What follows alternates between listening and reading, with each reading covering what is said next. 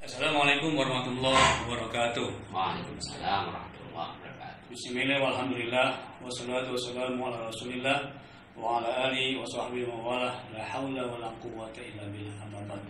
Alhamdulillah rekan-rekan dimanapun berada dari Sabang sampai Merauke, dari Malaysia hingga Andalusia. Alhamdulillah kami kedatangan tamu, Masya Allah, jauh-jauh dari Medan. Kawan lama, sama-sama kuliah di luar negeri. Saya di Pakistan, beliau di Tripoli, Libya, dan Libya, Indonesia. Masya Allah, ya. Nanti kita akan kenalan, insya Allah 30 menit ke depan kita akan bermuzakarah bagaimana kenangan kuliah di luar negeri, di negeri konflik. Saya di Pakistan, beliau Libya dan Tunisia. Assalamualaikum Ustaz. Waalaikumsalam warahmatullahi wabarakatuh. Kita alhamdulillah. Boleh diperkenalkan dulu Ya. dengan teman-teman kita. Oke, sebelumnya Assalamualaikum warahmatullahi wabarakatuh. Perkenalkan, nama saya Mukhlis Lubis. Saya kelahiran dari sebuah kota di Sibolga. Kemudian tahunnya itu tahun 1989.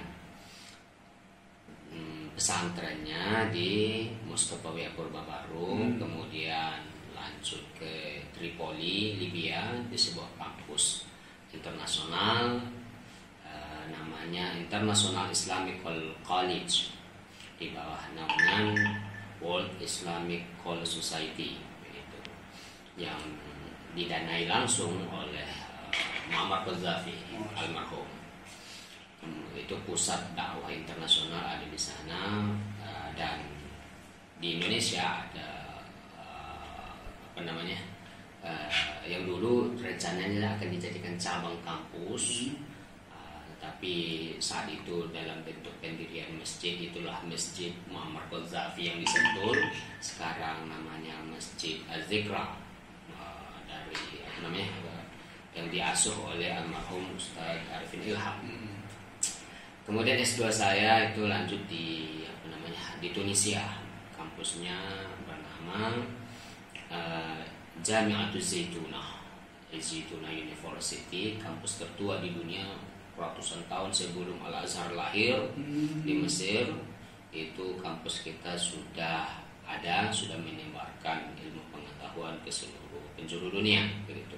Bahkan perintis-perintis Al-Azhar Asy-Syarif tadi adalah ulama-ulama yang sengaja diutus oleh pemerintah saat itu belajar ke Jami' Az-Zaitunah.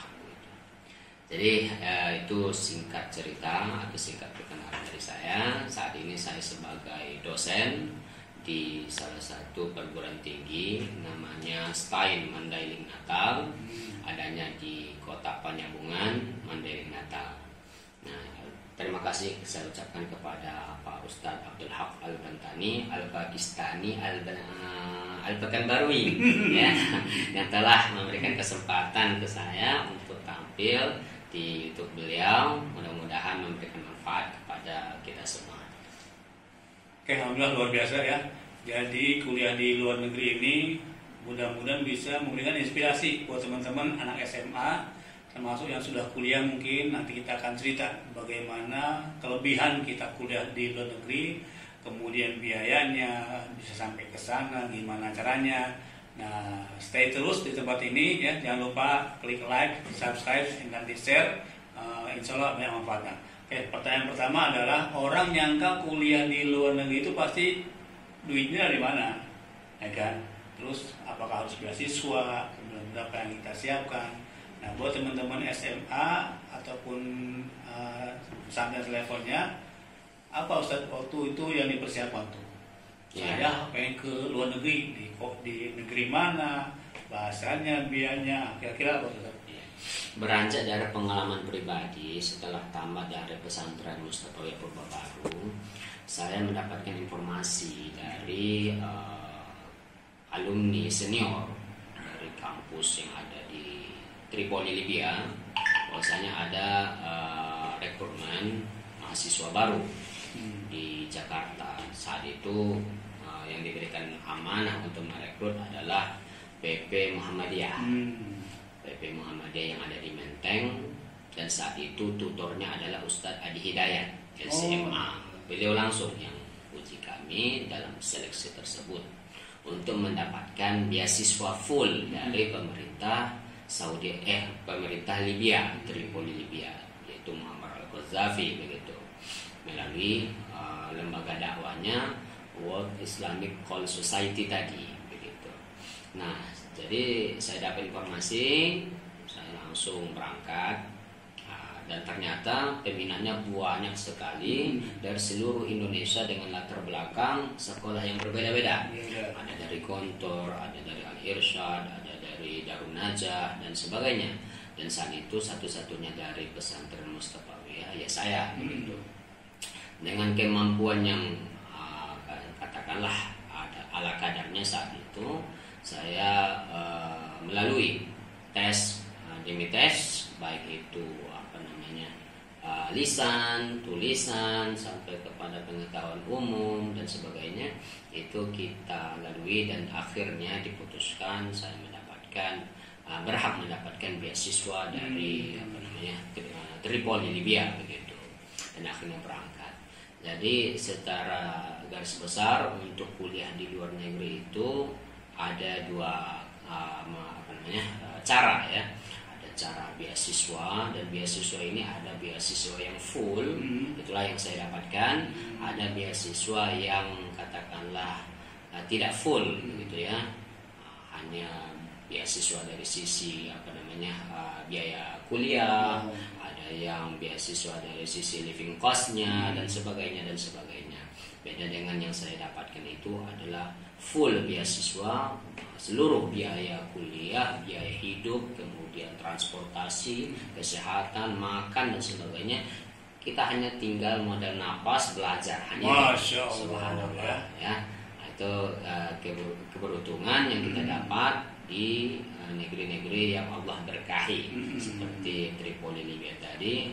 Kita butuh orang-orang kaya sehingga orang-orang yang bisa belajar menyebarkan agama Islam ke depannya itu bisa belajar dengan nyaman. Ini menjadi inspirasi bagi kita Pak Ustadz, bagaimana ke depannya kita itu harus menjadi orang kaya agar bisa kita memberikan bantuan dalam dunia pendidikan dan sebagainya kepada umat-umat Islam lainnya begitu, kepada generasi Islam yang lainnya, sehingga kita bisa bermanfaat kepada orang banyak, bahkan bermanfaat kepada seluruh umat manusia.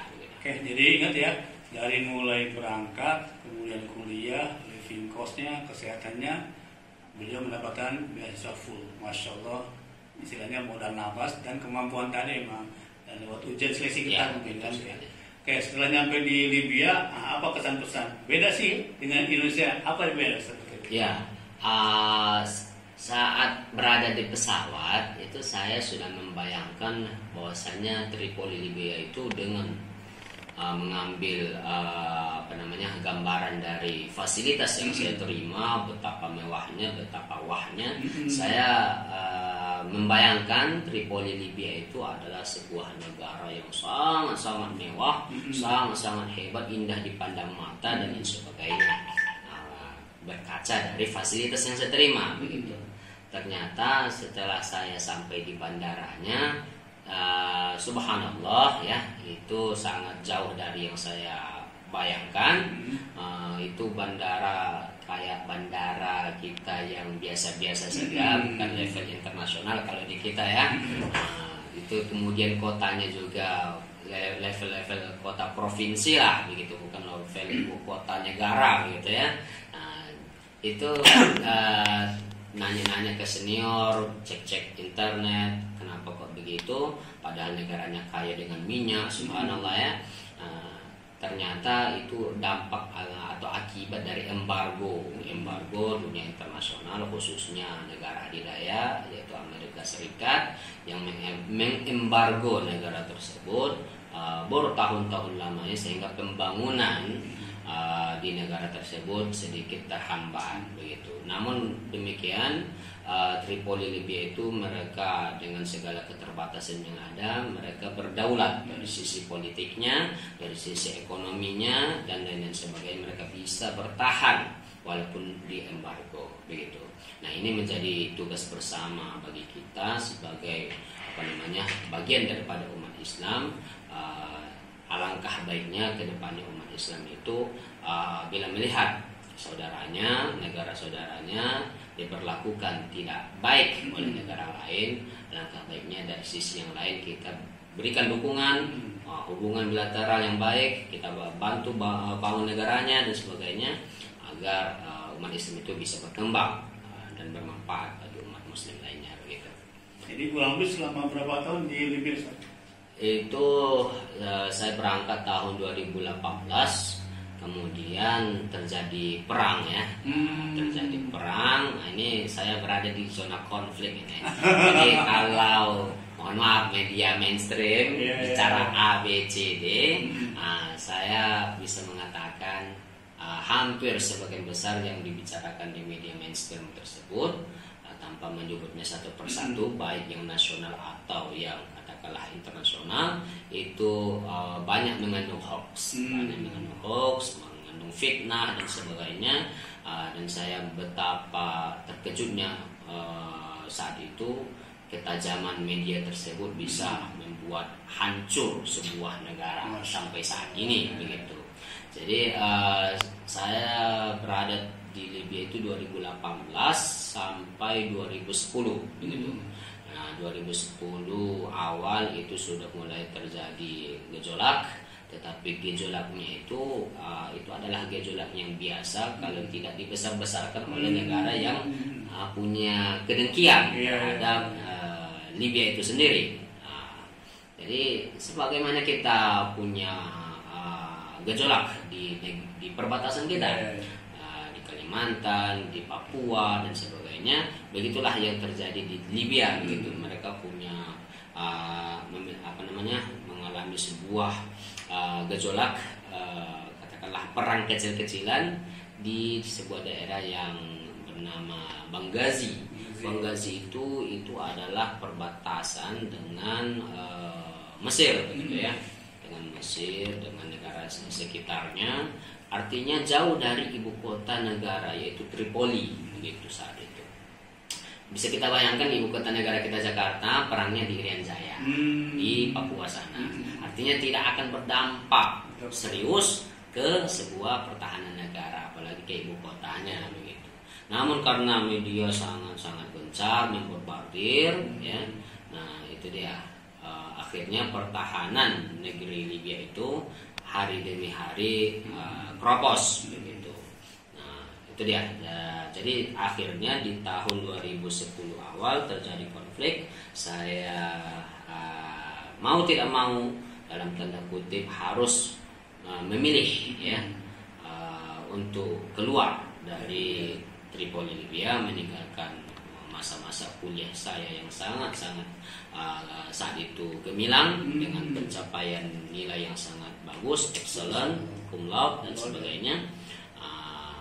Tetapi itu harus kami tinggalkan semuanya karena perintah dari kepala negara kita untuk kemaslahatan bersama harus keluar dari negeri Tripoli Libya itu sendiri.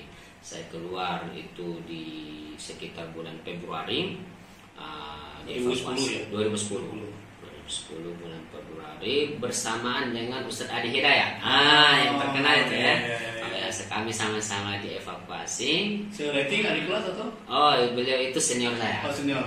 Senior saya. Posisi beliau saat terjadinya perang itu, istilahnya bukan perang tapi Ar-Rabi'ul Arabi. Ar-Rabi'ul Arabi itu Arab Spring istilahnya. Jadi posisi beliau saat itu adalah tahun pertama S2 di Ustadz kuliah. Posisi saya saat itu tahun ketiga, artinya 1 tahun lagi saya kelar, selesai S1 saya.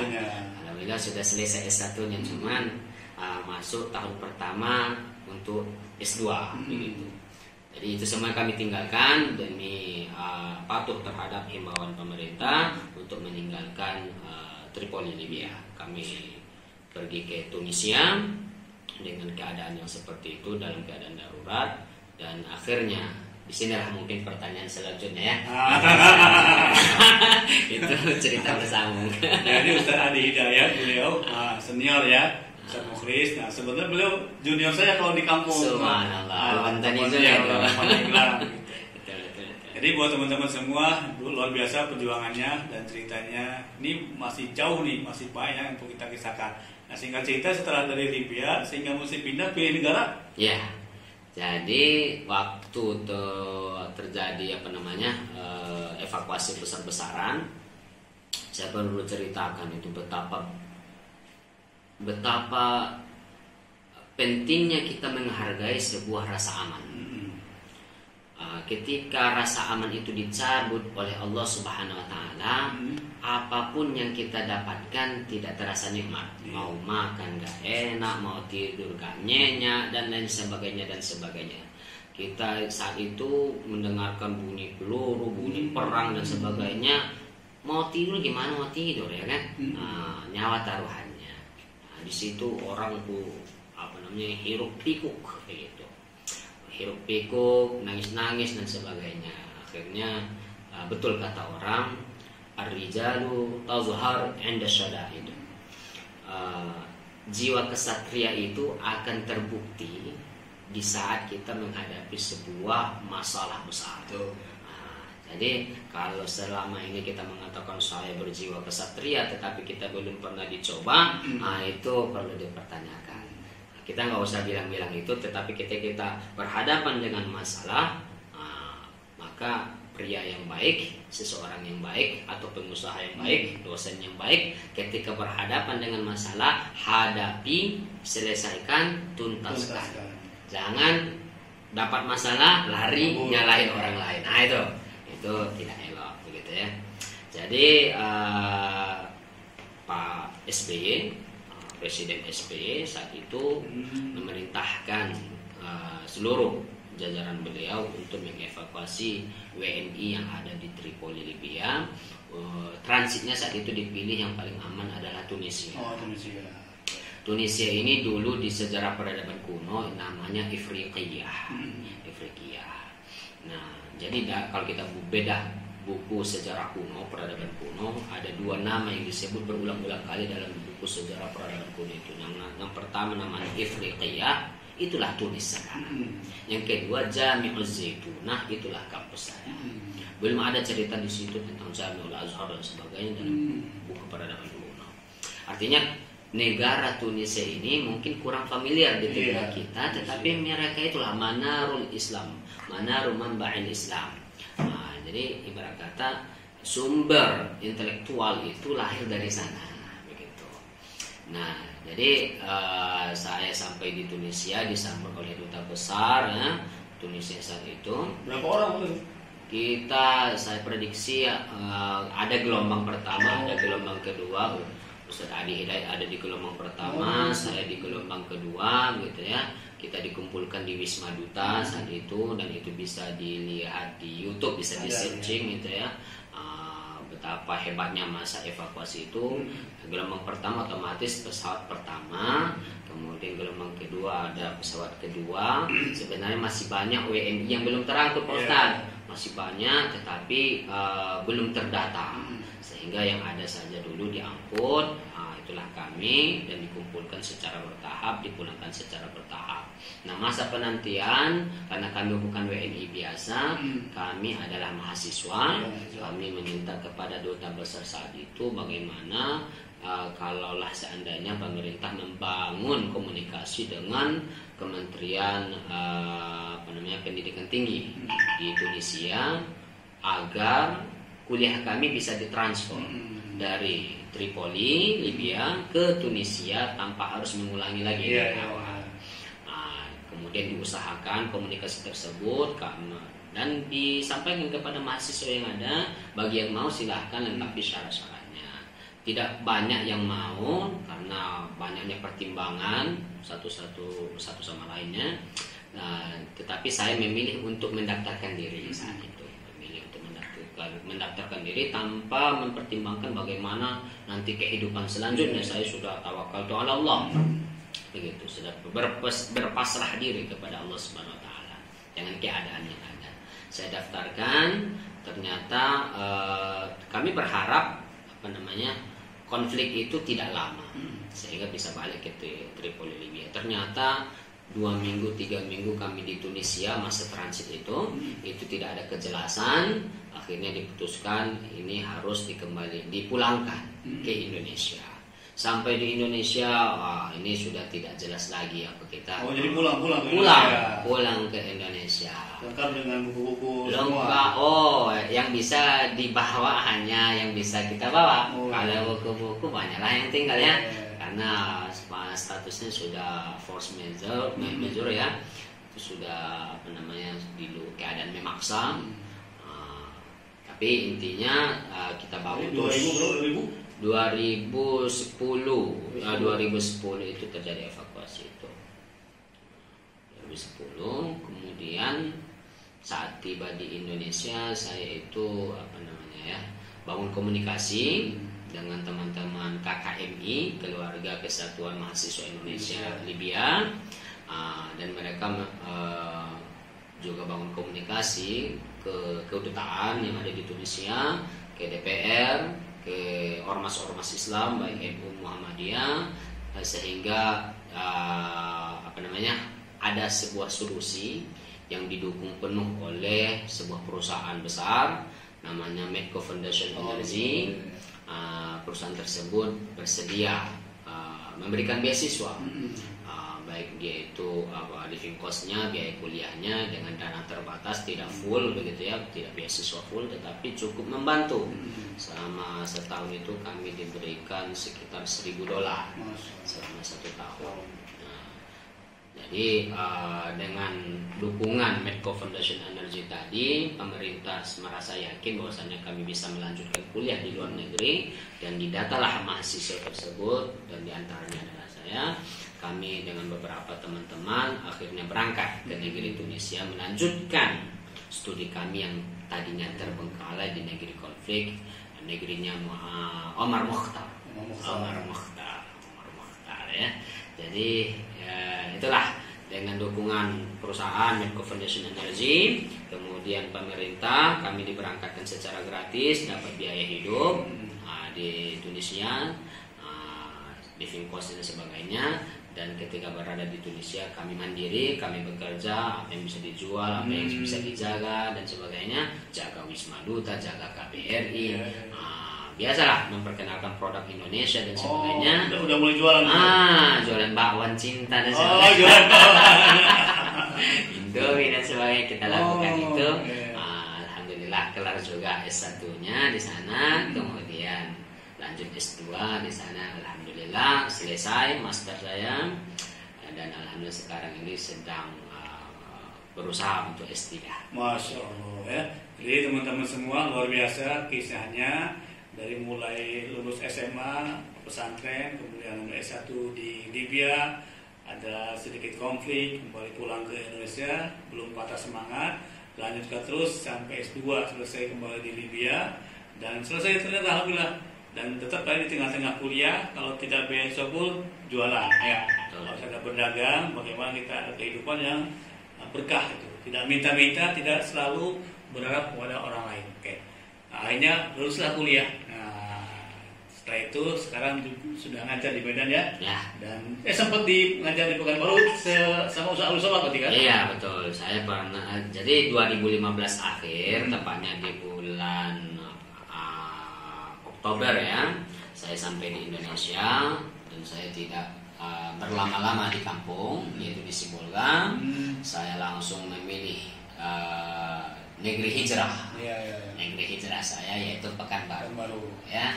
Di Pekanbaru alhamdulillah saya bertemu orang-orang yang punya semangat usaha, semangat kerja, yang membangunkan saya dari jiwa-jiwa santai saya, dari jiwa-jiwa zona nyaman saya. Akhirnya saya mengambil keputusan, masih banyak yang belum saya kerjakan, masih banyak yang belum saya garap dan sebagainya. Memang pada satu poin tertentu saya mungkin bisa menguasainya, pada sisi yang lain saya butuh belajar banyak, butuh pengalaman banyak dan sebagainya. Akhirnya saya belajar banyak, ketemu dengan Pak Ustadz Abdul Hamid tadi. Jadi di samping saya punya kegiatan sebagai tenaga pendidik atau tenaga pengajar, atau dosen di UIN Suska Riau, di Universitas Riau, UIN Suska Riau, kemudian kampus lainnya. Saya juga aktif di dunia bisnis, dalam hal ini adalah bisnis travel haji dan umroh, satu perusahaan dengan Ustadz Abdul Haq Al-Bantani. Kita kenalan baik di sana, kita saling support di sana, saling mengingatkan, saling belajar dan sebagainya. Akhirnya saya mendapatkan sebuah cerminan diri saya, bahwasanya kita itu tidak bisa hidup sendiri, kita butuh berjamaah untuk mendobrak sebuah pintu keberkahan, kesuksesan dan kemuliaan. Luar biasa, jadi boleh disingkat dengan 3D ya. Beliau dosen, kemudian dakwah dan dagang. Ya, dengan 3D ini mudah-mudahan kita meraih keberkahan dunia dan akhirat. Oke teman-teman semua, nanti sudah ada buku ya, sudah kita tulis buku namanya PLT ya, Mutiara Terpendam di Bumi PLT. Luar biasa ya. Ini kami tulis berapa tahun lalu sahabat ya? Itu dari 2017. Sekarang 2020, 4 tahun lalu. 4 tahun lalu kami sudah tulis naskah ya. Kami bertiga dari Pakistan, Libya dan Tunisia. Nanti ada setelah Ustaz Ali Wardana, Mutiara Terpendam di Bumi PLT. Pakistan, Libya, Tunisia. Kisah nyata bagaimana mahasiswa belajar di negeri yang konflik. Oke. Jangan lewatkan, nanti akan launching bukunya dan kita akan melanjutkan pembicaraan berikutnya setelah pesan-pesan berikut ini. Assalamualaikum warahmatullahi wabarakatuh. Waalaikumsalam warahmatullahi wabarakatuh.